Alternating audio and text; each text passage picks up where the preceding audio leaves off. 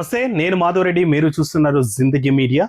ఈరోజు పార్లమెంట్ సెగ్మెంట్ల వారిగా గెలుపు ఓటములు, తర్వాత అభ్యర్థుల బలబలాలేంటి కూడా తెలుసుకునే ప్రయత్నం చేద్దాం. ఇప్పుడు మనం ఆదిలాబాద్ జిల్లా, ఇది ఆదివాసీ జిల్లా, ఎస్టీ రిజర్వ్డ్ అయినటువంటి ఆదిలాబాద్ పార్లమెంట్ సెగ్మెంట్ యొక్క రివ్యూ చూసే ప్రయత్నం చేద్దాం. అక్కడ సెట్టింగ్ బీజేపీ నుంచి ఉన్నటువంటి నేపథ్యం ఉంది. అయితే బీజేపీ సెట్టింగ్ కి కాదని మరో కొత్త వ్యక్తికి సీట్ ఇచ్చినటువంటి నేపథ్యం ఉంది. ఇక్కడ 3 ప్రధాన పార్టీలు గోండు ఆదివాసీ జాతికి టికెట్ ఇచ్చినటువంటి నేపథ్యం ఉంది. మరి ఇట్లాంటి పరిస్థితుల్లో ఎవరి బలబలాలు ఏంటి, అక్కడ ఏ పార్టీ గెలిచే అవకాశం ఉంది, ఏ పార్టీ బలం ఏంటి, బలహీనత ఏంటి తెలుసుకునే ప్రయత్నం చేద్దాం.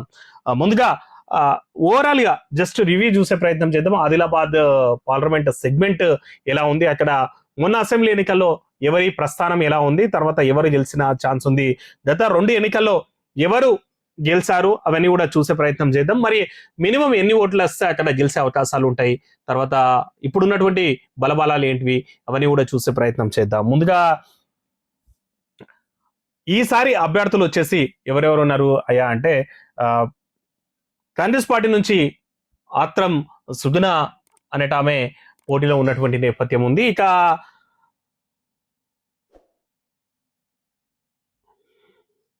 ఒకసారి ఆ పార్లమెంట్ సెగ్మెంట్ ని చూసుకుందాము.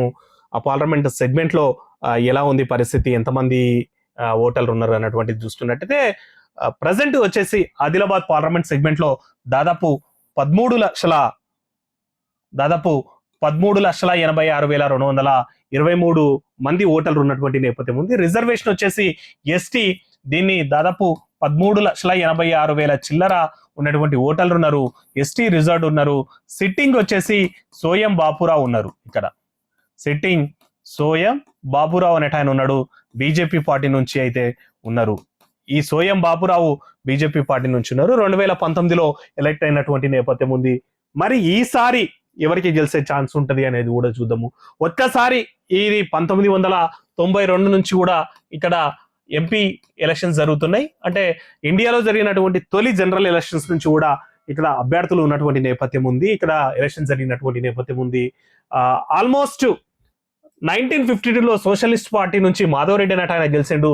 ఆ తర్వాత వరుసగా 1 2 3 4 5 6 టైమ్స్ కాంగ్రెస్ పార్టీ గెలిచినటువంటి నేపథ్యం ఉంది.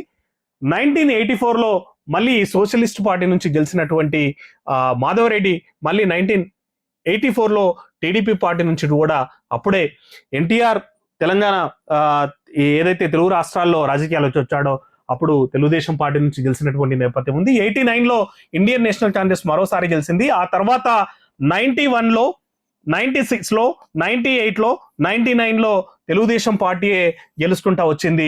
అంటే ఆల్మోస్ట్ మనం చూస్తున్నట్టయితే తెలుగుదేశం పార్టీ 1 టర్మ్, 2, 3, 4, 5, 6 ఇక్కడ 7 సార్లు టీడీపీ పార్టీ గెలిచినటువంటి నేపథ్యం ఉంది ఇక్కడ అని చెప్పుకోవచ్చు. ఇక 2008లో కాంగ్రెస్ పార్టీ నుంచి అల్లోల ఇంద్రకరణ్ రెడ్డి కాంగ్రెస్ పార్టీ నుంచి గెలిచినటువంటి నేపథ్యం ఉంది. ఇక 2004లో, 2004, 2009, 2014లో బీఆర్ఎస్ పార్టీ 3 సార్లు గెలిచినటువంటి నేపథ్యం కూడా ఉంది.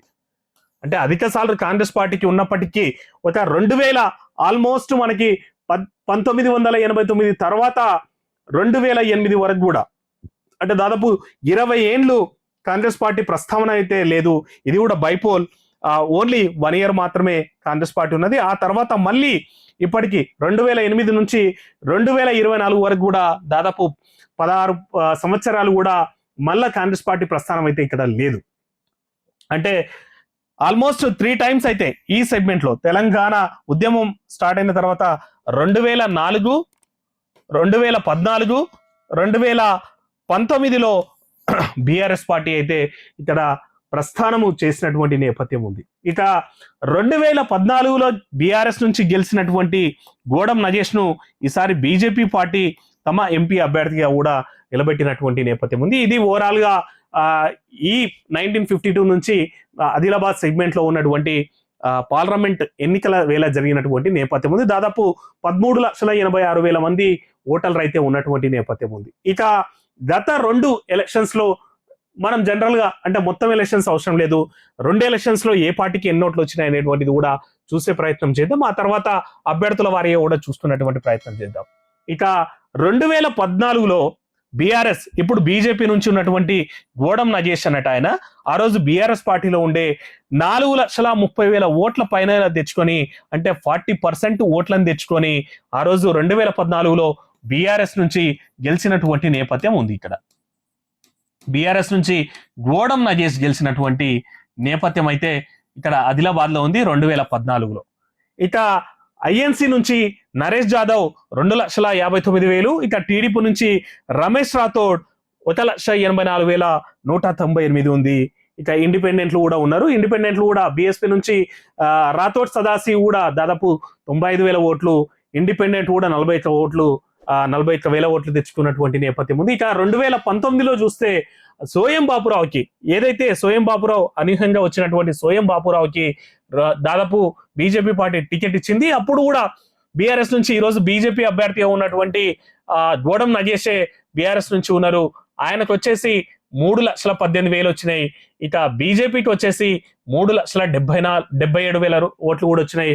ఆల్మోస్ట్ 35% ఓట్లు ఈయనకు వస్తే 29.97, అంటే ఆల్మోస్ట్ 30% కూడా 5% ఓట్ల డిఫరెన్స్ ఉంది. మెజారిటీ వచ్చేసి దాదాపు 58,000 ఓట్లు కూడా మెజారిటీ వచ్చేసి బీజేపీ అభ్యర్థి గెలిచినటువంటి నేపథ్యం ఉంది. కాంగ్రెస్ కి వచ్చేసి 3,14,000. ఆల్మోస్ట్ మనం ఈ 2014 చూసుకున్నప్పటికీ, ఇక 2019 చూసుకున్నప్పటికీ ఆల్మోస్ట్ 3,00,000 ఓట్లు అయితే కాంగ్రెస్ పార్టీకి ఇక్కడ ఉన్నటువంటి నేపథ్యాన్ని అయితే మనం చూడొచ్చు. అంటే గెలుపు ఓటములు పక్కన పెడితే కాంగ్రెస్ పార్టీకి అయితే మనం చూస్తున్నట్టయితే దాదాపు 3,00,000 ఓట్లు అయితే ఆ పార్టీకి ఉన్నటువంటి నేపథ్యాన్ని చూడొచ్చు. మరి ఇట్లాంటి పరిస్థితుల్లో ఇప్పుడు ఎట్లా ఉంటది అనేది కూడా చూద్దాం. ఇప్పుడు అభ్యర్థులు ఎవరు ఉన్నది కూడా చూసే ప్రయత్నం చేద్దాం. 3 పార్టీల నుంచి, ఈ పార్టీల నుంచి ఇప్పుడు చూస్తున్నట్టయితే ఐఎన్సి నుంచి, బీజేపీ నుంచి, బీఆర్ఎస్ నుంచి ఎవరున్నారు అనేది చూద్దాము. బీజేపీ వచ్చేసి సిట్టింగ్ సోయంని కాదని గోడం నగేష్కి ఇచ్చింది. సోయంని కాదని గోడం నగేష్కి ఇచ్చింది. ఈయన లాస్ట్ ఎన్నికల్లో బీఆర్ఎస్ ఎంపీ కూడా, బీఆర్ఎస్ ఎంపీ అంతకుముందు ఉన్నప్పుడు బీఆర్ఎస్ ఎంపీ కూడా. తర్వాత కాంగ్రెస్ పార్టీ ఆత్రం సుగుణకి ఇచ్చింది, బీఆర్ఎస్ పార్టీ ఆత్రం సక్కుకి ఇచ్చింది. మరి ఈ ముగ్గురు కూడా ఇక్కడ ఇంట్రెస్టింగ్ ఏంటంటే ఈ ముగ్గురు కూడా ఆదివాసీ గోండు జాతికి చెందినటువంటి వారు. ఇది ఎస్టీ రిజర్వ్డ్. సో ఈ స్థానంలో మిగిలిన అన్ని పార్టీలు కూడా ఆదివాసీ గోండు జాతికి టికెట్లు ఇచ్చినటువంటి నేపథ్యం ఉంది. ఈ పరిస్థితుల్లో ప్రధాన పార్టీల మీద కొన్ని గిరిజన సంఘాలు, మిగిలిన గిరిజన ఉపకులాలు అయితే దీని మీద అయితే కొంచెం విమర్శలు అయితే చేసినటువంటి నేపథ్యం ఉంది. అంటే అన్ని పార్టీలు కూడా ఆదివాసులకే ఇచ్చిండ్రు అన్నటువంటిది కూడా చేసినటువంటి నేపథ్యం ఉంది. ఇది జనరల్ గా ఆ కాన్స్టిట్యున్సీకి సంబంధించినటువంటి ఓవర్వ్యూ. తర్వాత అభ్యర్థులు కూడా వచ్చేసి, సో వీళ్ళ ఫోటోస్ కూడా చూస్తున్నట్టయితే మనము, సో ఆత్రం సుగుణ, ఈమె ఆత్రం సుగుణ, కాంగ్రెస్ పార్టీ నుంచి ఆత్రం సుగుణ. దీని వచ్చేసి టీచర్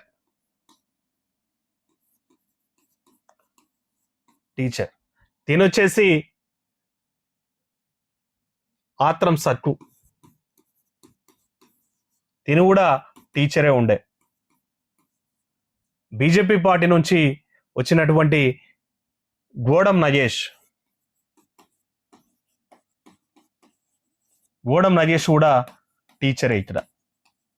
ఈ ముగ్గురు వచ్చేసి ఉపాధ్యాయులుగా చేసినటువంటి నేపథ్యం ఉంది ఈ ముగ్గురు కూడా. ఓకే, సో అయితే వీళ్ళిద్దరు మాత్రం ఆత్రం సక్కు తర్వాత గోడం నగేష్ గతంలో రాజకీయాల్లో ఎలక్షన్స్ లో పోటీ చేసినటువంటి నేపథ్యం ఉంది. 2009 ఎన్నికల్లో కాంగ్రెస్ పార్టీ నుంచి ఎమ్మెల్యేగా గెలిచారు. 2014లో ఎమ్మెల్యేగా ఓడిపోయారు. 2018లో మళ్ళా గెలిచిండ్రు. తర్వాత బీఆర్ఎస్ పార్టీలో చేరినటువంటి నేపథ్యం ఉంది. ఇక ఈయన నగేష్ అయితే తండ్రి రాజకీయ వారసత్వం ఉంది. టీడీపీ టికెట్ పై 1994 బోధ్ ఎమ్మెల్యేగా గెలిపారు. తర్వాత మంత్రిగా పనిచేసిండ్రు. 2014లో బీఆర్ఎస్ లో చేరి ఎంపీగా కూడా గెలిచినటువంటి నేపథ్యం ఉంది. ఈ మధ్యనే బీజేపీలో కూడా గెలిచినటువంటి నేపథ్యం ఉంది. ఇంకా బ్రీఫ్ గా మనము పార్టీల వైజ్ గా చూసుకున్నట్టయితే దాదాపు ఇక్కడ కాంగ్రెస్ పార్టీ నుంచి ఉన్నటువంటి ఆత్రం సుగుణ చూసుకున్నట్టయితే ఒకసారి ఆమె ప్రస్థానం ఏంటిది, ఆమెకు ఎలాంటి బలాలు ఉన్నాయని కూడా చూసే ప్రయత్నం అయితే చేద్దాం. 2023 అసెంబ్లీ ఎన్నికల ఫలితాలు ఇవి. సిర్పూర్ నుంచి పాల్వై హరీష్ బాబు బీజేపీ నుంచి గెలిచిండు. ఆసిఫాబాద్ కోవా లక్ష్మి బీఆర్ఎస్ నుంచి గెలిచింది. ఖానాపూర్ ఎస్టీ ఇదొక్కటి మాత్రమే కాంగ్రెస్ పార్టీకి ఉంది. ఇక ఆదిలాబాద్ పాయల్ శంకర్ బీజేపీ నుంచే గెలిచిండు. బోత్ నుంచి అనిల్ జాదవ్ బీఆర్ఎస్ నుంచి గెలిచిండు. ఇక నిర్మల్ నుంచి ఆలేటి మహేశ్వర్ రెడ్డి, ముదోల్ నుంచి రామారావు పవార్. అంటే బీజేపీకి మొత్తం 1 సీటు, తర్వాత 2 సీట్లు, తర్వాత 3 సీట్లు, 4 సీట్లు. అంటే బీజేపీకి ఇక్కడ 4 సీట్లలో ఎమ్మెల్యేలు ఉన్నారు. ఇక బీఆర్ఎస్ పార్టీకి అయితే 2 సీట్లలో ఎమ్మెల్యేలు ఉన్నారు. కాంగ్రెస్ అయితే కేవలం 1 స్థానంలో మాత్రమే ఎమ్మెల్యేలు ఉన్నారు. అంటే మెజార్టీ స్థానాలు వచ్చేసి ఇక్కడ బీజేపీకి ఉంది. సిట్టింగ్ కూడా సోయం బాపురావు కూడా బీజేపీ. అంటే ఇక్కడ బీజేపీకి అయితే బలంగా ఉందని చెప్పాలి. ఒకటి సిర్పూర్, తర్వాత ఆదిలాబాద్, తర్వాత నిర్మల్, ముదోల్, ఈ 4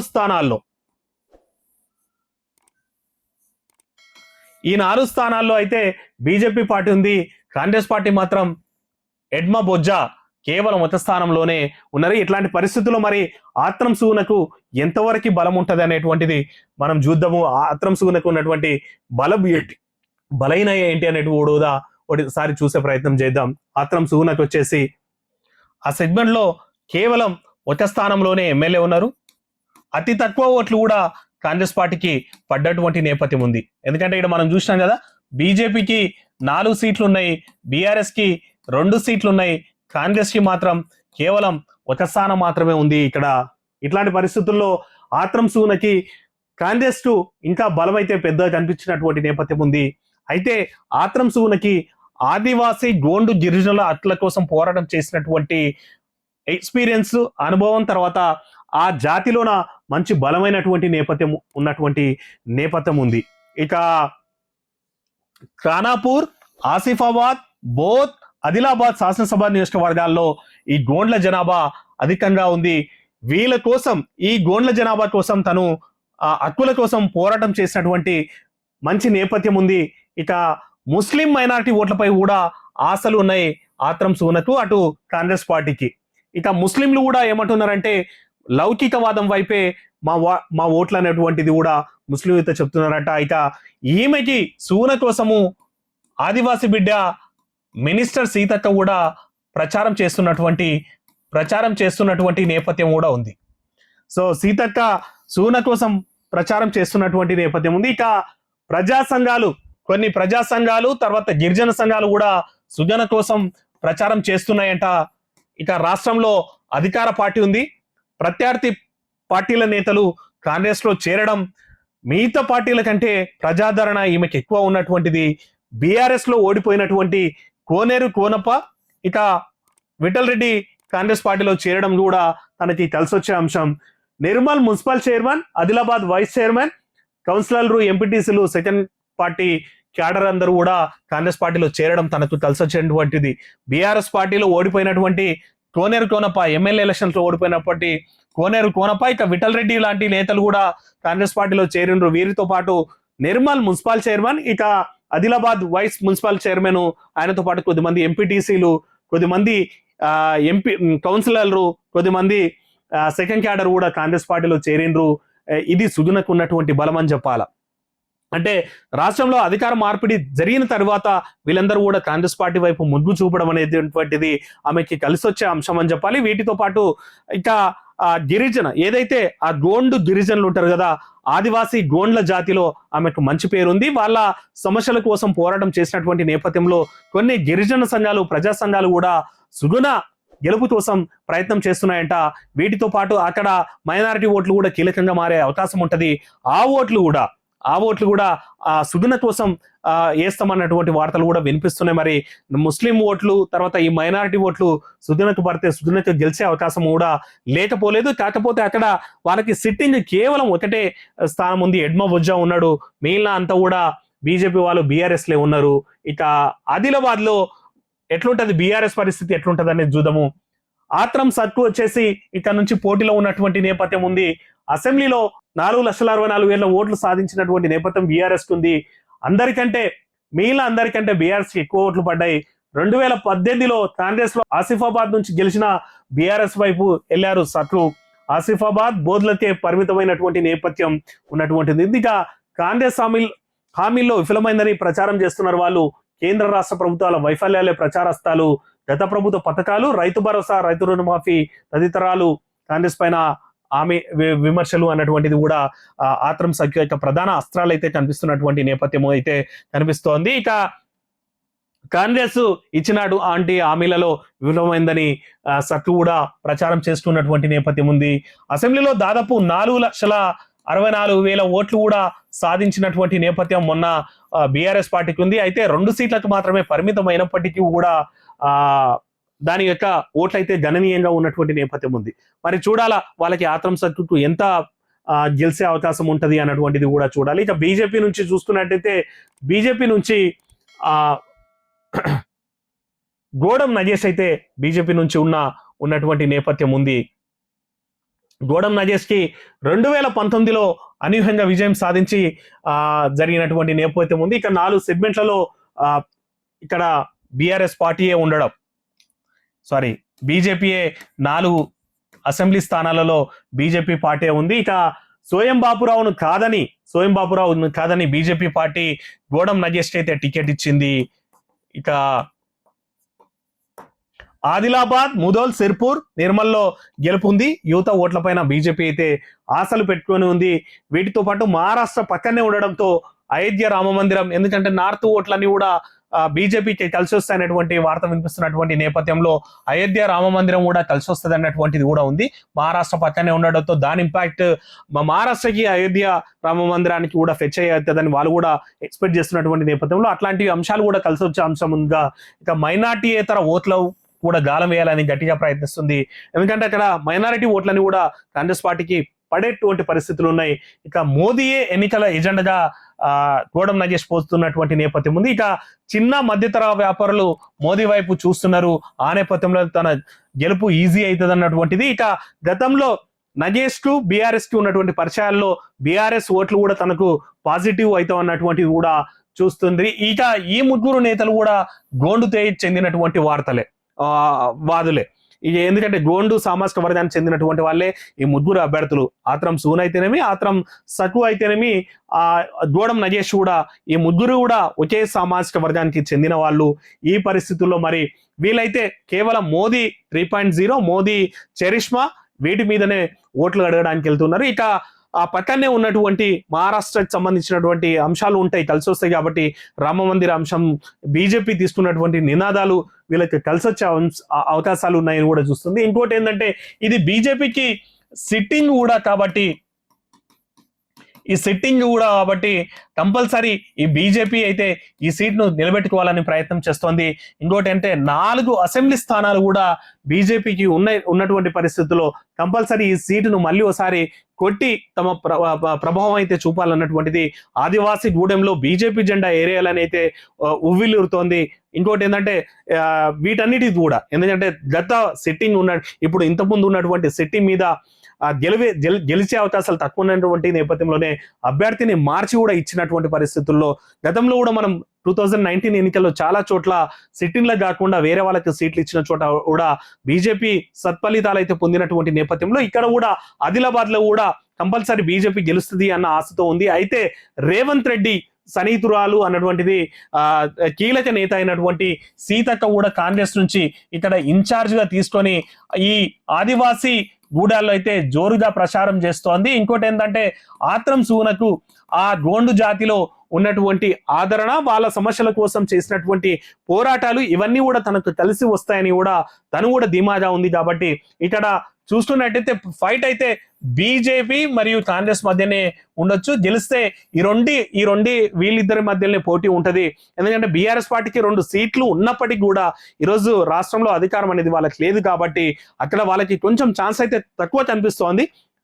మెజార్టీ రాష్ట్రంలో అధికారంలో ఉన్న కాంగ్రెస్, ఇంకోటి ఏంటంటే తనకు ఆ సామాజిక వర్గంలో ఉన్నటువంటి మంచి పేరు తనకు కలిసొచ్చే అంశం ఉంది.